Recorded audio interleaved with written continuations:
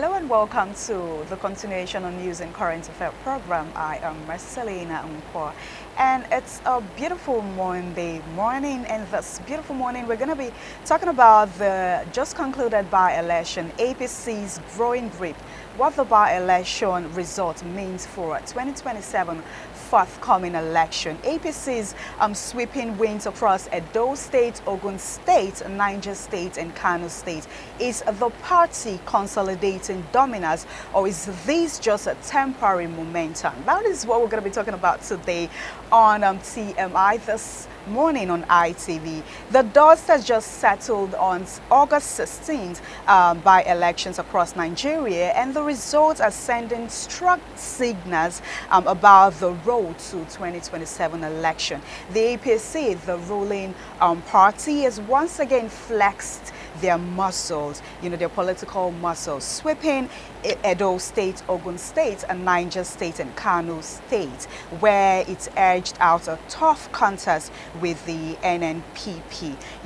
APC performance in Edo State, Dr. Joseph Warren, Edo Central Senatorial District with 105,129 votes, while Barrister Masedi, also Benedion Warren, the Ovia Central Constituency, with 77,053 votes. I'm talking about the APC performances. While in Ogun State, Ikene, around Ikene, Shagamu, Remo North, Adeshola Ayola won with 41,237 votes. In Niger, also towards Munya State Assembly, Matthew won with 12,556 votes, and also in Kano, towards Gari area, Gaba won with 31,472 votes.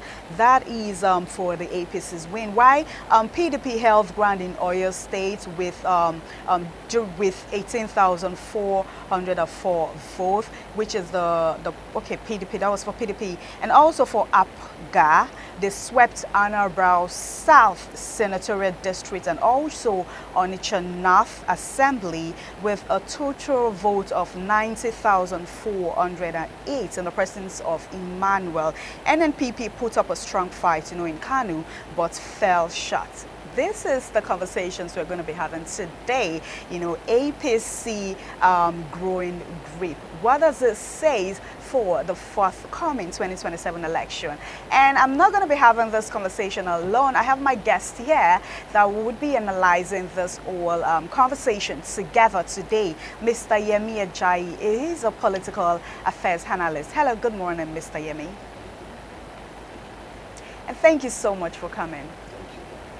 So with the APC's growing grip for the forthcoming, just concluded by-election results, we saw how APC, won almost all the states that contested for this by-election. APC recorded sweeping victorious in multiple states. What does this say about the party's current hold on Nigerian politics? APC has very strong hold. As you can see from the by-elections. There were 16 senatorial seats. Yes. APC cleared 12. 12, exactly. APGA had 2. PDP 1. NNPP 1, exactly. It's very clear that they are pushing the opposition to the extreme in terms of their strategies. Okay. And it will interest you that in Taraba and Adamawa states, they claim new seats, taking away PDP to replace them. In the House. That tells you to a very large extent that ahead of 2027, we're seeing the signals. What signals are we seeing? APC will do all it can, to retain, retain power. Though from some, areas, they said elections were marked with violence, with a lot of disenfranchisement and all that. But let's also look at it. The election was stalled in Enugu. It didn't hold because of high tensions and all that. As much as this election in 2027 seems tilting towards APC's side, there is also concern about the way the election will go. Oh, okay. Thank you so much for that great input. So, what you're eventually saying now, because with the APC growing grip, you are very certain, according to what you just said, that APC might retain the seat for the forthcoming 2027 election. They may retain. They may retain the seat. Okay, do this win reflect your new voter confidence, or are they more about the APC control or local structure and incumbency power? Incumbency power. Yeah. And political control. It is not, for me, if you ask me, it may not be reflecting the will of the people. Okay. You know, we say we're in democracy, but again, it's a game of numbers. It's a game of numbers in the sense that, you know, from some of the things we saw in this election, we don't pray for such in 2027. You know, for we having such, you know, things like election marked with violence, disenfranchisement, as said, you know, for me, I just think that if APC doesn't even put up any, or let me say, if there was no, not putting it on APC now, you know, I take that back. If there was no election violence, Okay. APC has the machineries, the strategies to win, even using the power of incumbency. Not meaning that they have a way of rigging. That's not what I'm talking about. Let me come out to clean. But they have the strategy in place. They have the people. They have the incumbency power. So that can give them a hedge over other parties. So I think what APC should focus in my message now is to ensure that the election is free and fair come 2027. Okay, let's talk about 2027. We've been talking about it actually. With what have been happening, you know, people every day, a lot of people coming out on social media, you know, complaining about insecurity, about food scarcity, the price of food in the markets, wages, salary, and all of that. Even the salary they're collecting is not enough to to get a proper 3 square meal a day. Let's talk about family, people that have family men or family, you have a family that you're catering for and you're not earning enough with what have been happening. And now seeing this by-election and APC, you know, swept a lot of states, and I begin to ask myself, because a lot of persons will still come out on the internet and be saying that the current ruling party, our president, you know, it's not doing enough and all of that. And now we saw that APC swept a lot of states, you know, literally APC swept, like they got 12 seats, they won 12 seats, and people are still coming out on the internet complaining. And now, you said that APC, or our current ruling party, which is the president, might or may retain that seat. These people that are coming out to complain, they're still the one voting. You see, there is political hypocrisy. Okay. And that political hypocrisy is crying at the same time any benefits.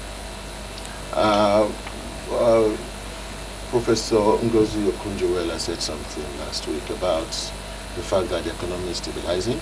I had a very long conversation with a friend who agreed with me that truly yes, but growth is what is desired at this point. And I want to tell you that one of the things APC will likely do, if I can be allowed to prophesy here, okay, is that APC towards 2027 will ease the economy as a joker for 2027. Oh, okay. Yeah, towards the end of 2026, you're going to see things will work out well. You know, first time in Nigeria, you will be seeing that foreign portfolio investors may not be leaving because they made so much gain. They're going to stay back.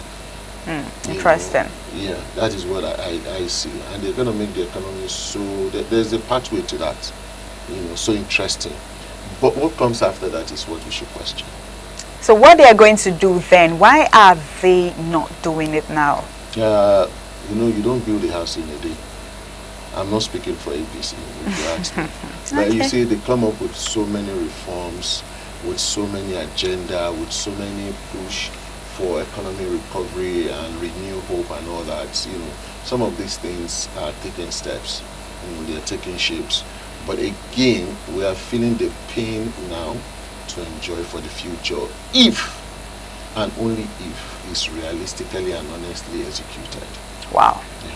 So we are feeling the pain now to enjoy for the future. Do you guys agree with what Mr.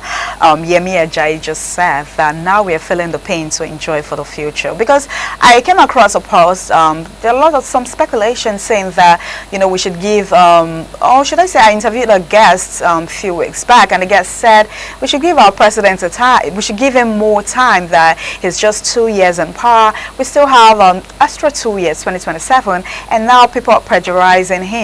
And some person saying that he's not able to do these things now. It's not like he's not doing anything. He's doing some things, but he's not able to, do what the people want him to do at this point. What makes us think that the remaining 2 years before 2027 is going to be able to achieve all those things? And some persons were saying that, because of the forthcoming election, and a lot of persons are like, okay, trying to campaign for the forthcoming election, telling you, oh, I'm going to do this, like what Amici said, that is going to end corruption for 2 months, if I'm not mistaken. And a lot of persons that come on the internet, how can you come out here and say you're going to end corruption for 2 months, and other persons, other candidates saying that, in the likes of Peter Obi saying, oh, if you should give me this opportunity to be the president of Nigeria, I'm going to rule for just one tenure. All those things, is it like, okay, they're just desperate, they just want to be president, that's why they are saying all those things? If they are there, they are not going to fulfill their promises. You see, all this they are saying, let me take from Rotimi Amici, yeah. I don't know how we will do that. Maybe it's going to remove Nigerians and bring angels. But as long as we are Nigerians, I'm not saying it's not impossible, but it's going to be very difficult, extremely difficult, nearly impossible, right? Nothing is impossible. All right. But you see, with APC, let's come with what the 2027 may be. The president for now is not promising anything new. Okay, one statement he has made from Renew Hope agenda is also enhancing our hope. Okay, then we keep hoping.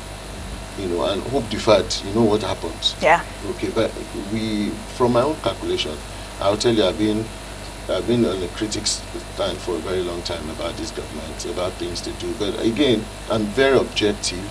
I've started seeing some things working. For the first time in a very, very long time, 24 years, okay, Nigeria has positive trade balance with US. I had to say, no, let me check this. And it's something that I mean, it's not a data that was falsified. I would say that because I'm close to the ministry that generates that data, and I know what they are doing in that ministry.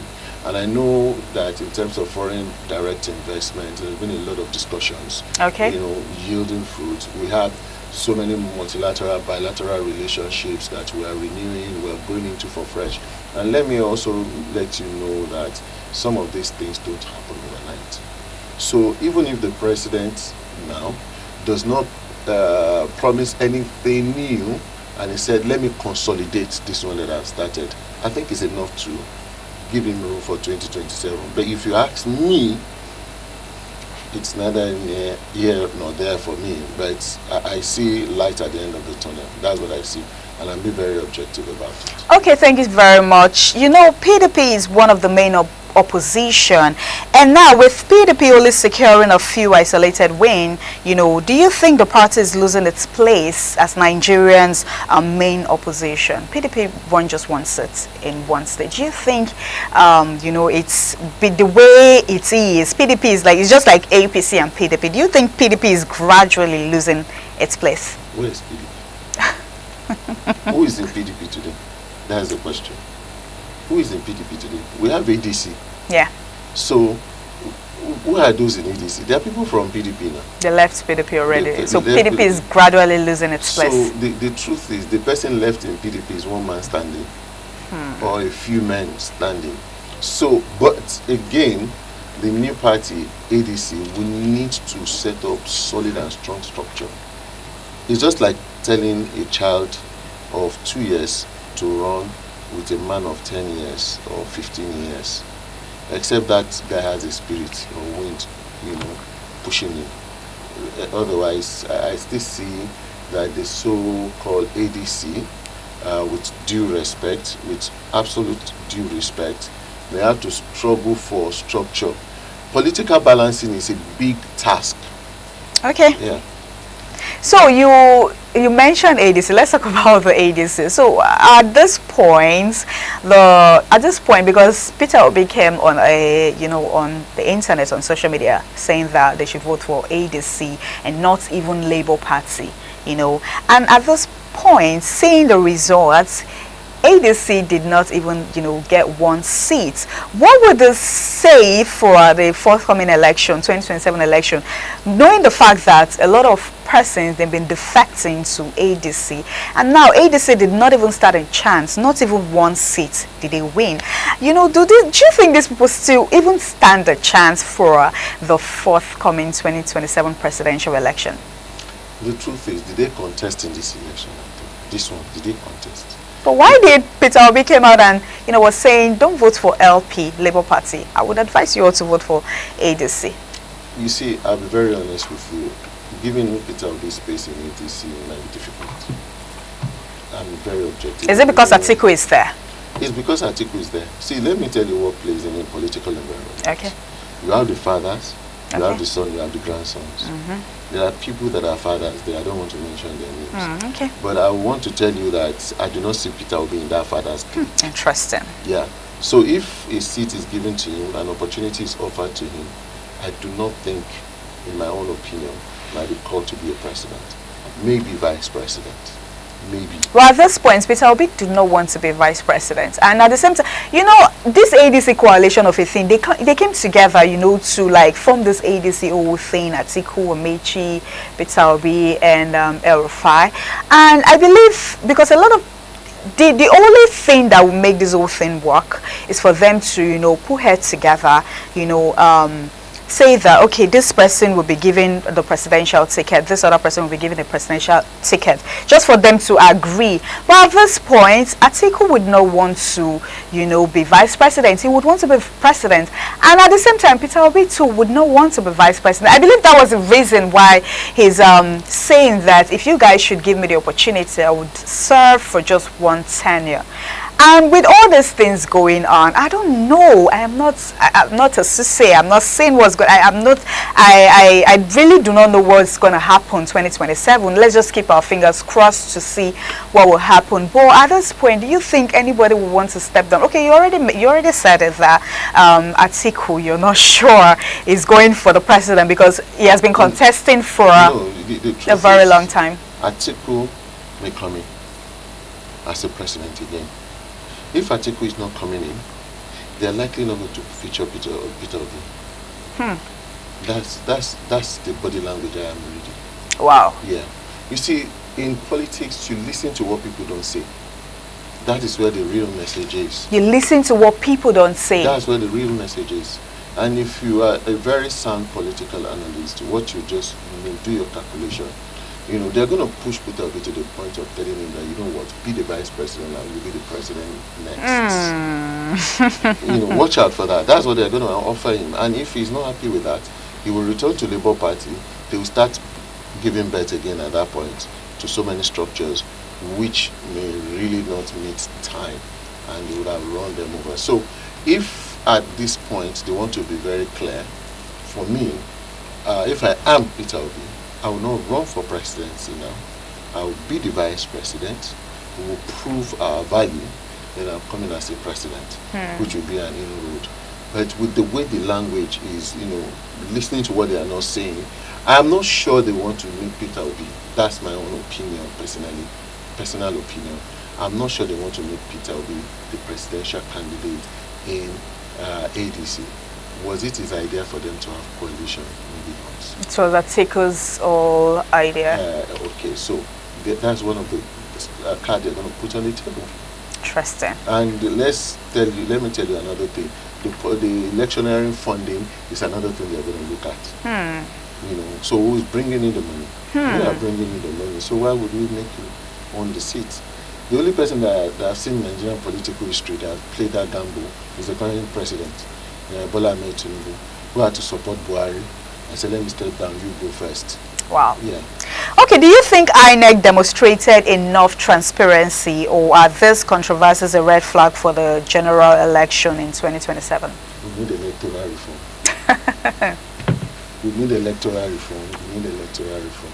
Personally, I don't trust INEC. You don't trust INEC? I do not trust INEC, and I'm saying it on national TV. I don't trust INEC to the extent of, if somebody can tell you go to court, that means a lot to me. He's saying the right word in the wrong context. So, for me, people, how many Nigerians trust INEC? So let's even start from there. Let's put a poll out there. If you trust INEC, you don't trust INEC. Even those that say they trust INEC, it will be on political ground. So you feel a lot of Nigerians do not trust INEC? They don't trust their judgment at all? I think in capital letter, bold, I don't. Because see what happened in this by-election. People who came out at this election was mad with violence, with disenfranchisement and all that. They stole election. There was even a place in Kano that they had to cancel the election and all that. You know, I think we have matured to an extent that there are so many things we should be doing, electronically. People can be in their house and vote. They can track all these things. Life is easier with technology. Let's embrace it. Let's go that way. So why is INEC shying away from that? Even this by-election should have been a testing ground for the use of technology for election. We'll have used it to test. So why are we still carrying ballot paper? You know, they said they saw some people with ballot papers. I mean, I don't know whether it's true or not. I saw the picture. What the question is, why can't we embrace technology? Why can't INEC use that to test the waters now? And, you know. So they would have used that for this by-election before the presidential election. So for them not using it is one of the reasons I say I don't trust INEC. All right, APGA's strong showing in Anambra and NNPP's resilience in Kano, could regional parties become a game changers in 2027, or will they remain local players? No, it will be a game changer. You think so? I think so, absolutely. But let me tell you one thing. APGA will lean towards APC in terms of presidency. Oh, okay. They will score points at the presidency, but at the local level, they're going to retain their compositions, their capabilities there. NNPP in Kano are likely going to transform to become NNPC. Maybe they don't even change their name anyway. They may remain NNPP, and they will negotiate and say, President, will vote for you to win the presidency. However, leave Kano for us. So regional politics will play a key role. The only thing I'm afraid of is, politicians. Tomorrow all of them can wake up and defect. They're fond of doing that then. They just wake up, everybody defect. Either I see them defecting probably to APC. Maybe one that has a very strong voice will say, guys, we're going to do this. This is what will work for us. You see, politics, my own definition of politics is a capability to play out interest, whether collective interest or individual interest. But in Nigeria, it's individual interest mostly. So people would like to play their interest. What strategy should the opposition adopt if they want to remain relevant before 2027? The opposition parties, what strategy do you think they need to adopt? My answer may be very funny to you, but I say it. Number one strategy is to pray. See, the second strategy is this. They should, as much as possible, the opposition, be honest amongst themselves. That's one thing I'm also thinking about. If they are not honest amongst themselves, you don't know the card the other person is going to play for you, and that's how politicians are. If they can truly be honest and unify their energies as one, I can bet you it will be very tough for the incumbents to win. It will be very tough. But guess what? There are most amongst them. If a very sound politician, which I know the current president, I think there should be a school of politics about him. He knows how to deal with the opposition. He will deal with them without stress. So I don't know the strategy he has, but I can tell you that if they can unify, which I don't see is happening, that strategy is the only thing that can work to be there. The first one is prayer. Okay. Mr. Yemi Ajayi said those opposition coalition party, they need to pray. That is one Absolutely. strategy you think they need. So at this point, you do not even think they stand a chance for the 2027 election because they are not being truthful within themselves. Their chance is less than 10%. Wow. Let's put it on probability line. I'm being very honest with you. You see, the current government, they've started campaigning since early this year. See their posters everywhere. They started trying for 2027. They started planning. The plan is on ground, and I believe if you plan early, you achieve it. Okay, thank you so much. Looking ahead, does APC momentum suggest we are heading towards a one-party dominant system? The answer is in your question. I think So we're actually heading we're towards actually that. in there. But you know the danger. Eh? When the bubble bursts from within them, it will be a very bad effect. Wow. So if I were the current government, I would give room for opposition. I will really enhance my strategies of winning. Otherwise, if we go to one-party states, or we lean more towards one party, the time is coming, we've seen it in history, there will be bursts within them. And that will be the most dangerous thing that will happen. Because political betrayal, I think, is worse than the one David did in the Garden of Eden. Oh, thank you so much. It's I heard that. I guess our audience heard that. So it was that the one they did in Garden of Eden. Wow, interesting. Thank you so much, Mr. Yemi Ajayi. We're out of time. And thank you all for watching. We talked about the APC's growing grip, what the by-election result means for the 2027 forthcoming election. And our guest here today said that it gives them, an edge, for the forthcoming election, that he sees the current ruling party, which is the APC, he sees them having a chance to, retain the seat for the forthcoming 2027 election. All right, that is all we've got for you from our Lagos Network studio on TMI this morning.